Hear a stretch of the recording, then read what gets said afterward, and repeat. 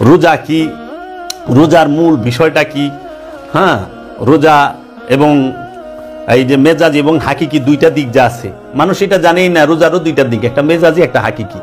মেজাজি রোজাটা হলে আমরা ভোরবেলা উঠে আজানের, ফজরের আজানের আগে উঠে আমরা কিছু খাবার খাই, এটাকে সেহেরি বলি।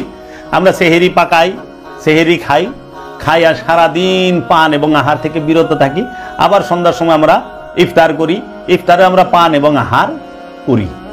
এখন সেহেরি তো হারাম খাওয়া যাব না, ইফতারও হারাম খাওয়া যাব না।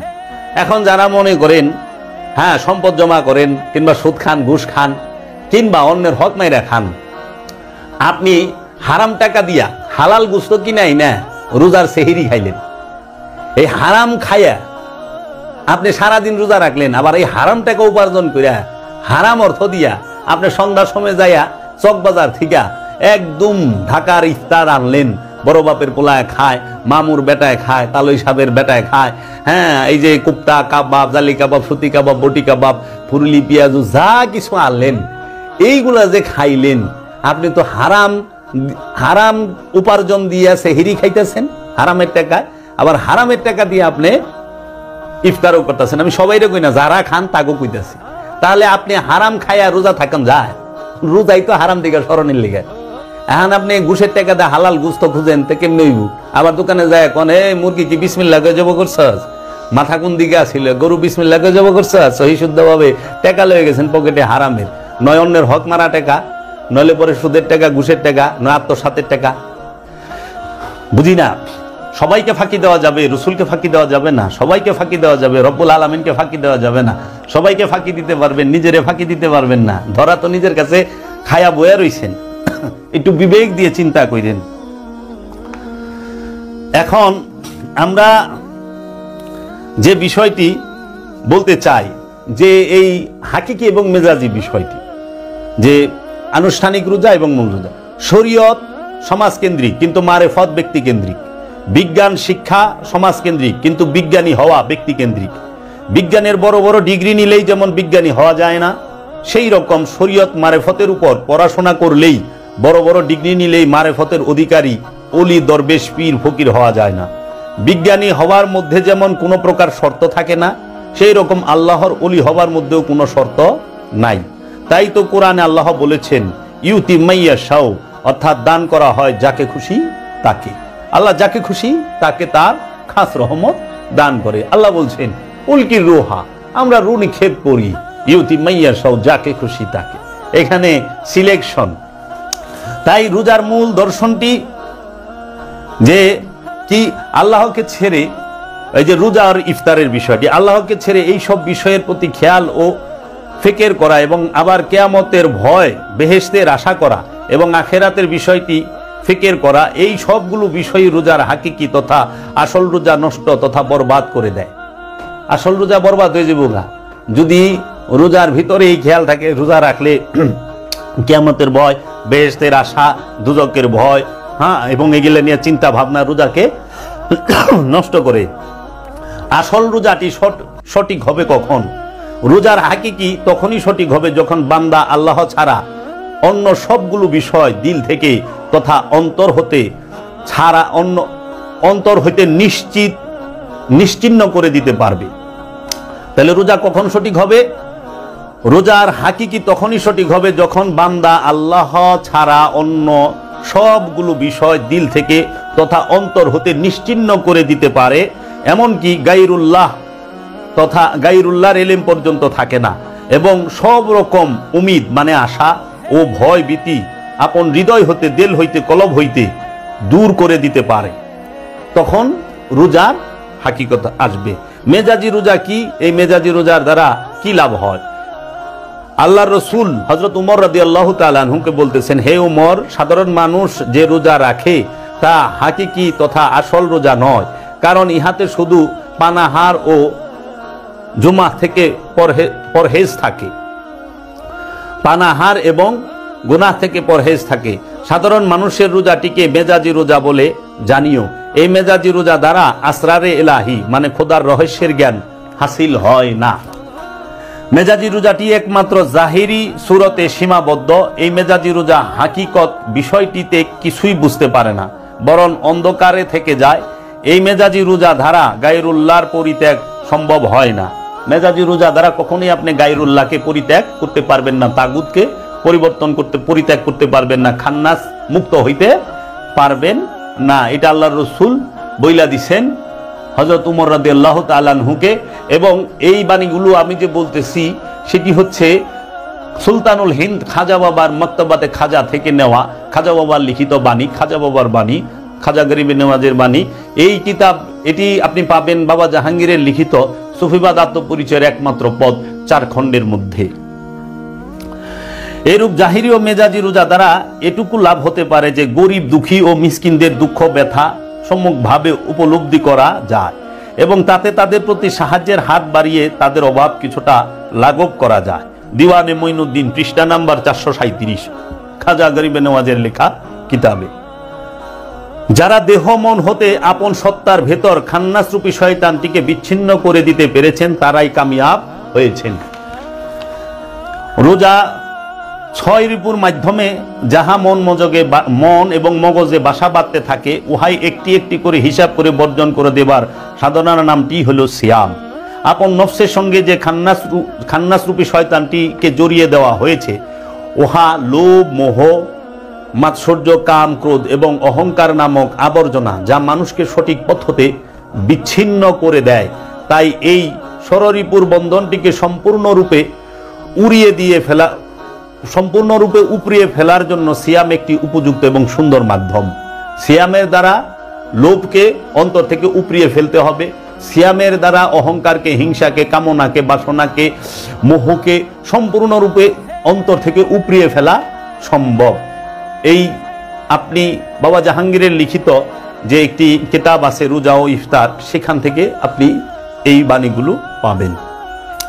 হাকিকতে সিয়াম ও ইফতার কাকে বলে এবং কি? নিজের নফসের সঙ্গে খান্নাসরূপী শয়তানটিকে বর্জন করার নামটিই হলো সিয়াম, আর বর্জনের প্রথম মুহূর্তটিকে বলা হয় ইফতার। ইফতার কাকে বলে? আমি আবার বলতেছি, নিজের নফসের সঙ্গে যে খান্নাসরূপী শয়তানটিকে বর্জন করার নামটি হলো সিয়াম। আপন নফসের সাথে খান্নাসরূপী শয়তানটিকে বর্জন করার নামই হলো সিয়াম। আর এই বর্জন করার যে প্রথম মুহূর্তটি তাহাকেই বলা হয় ইফতার। তাহলে মেজাজি ইফতার কি আর হাকিকি ইফতার কি?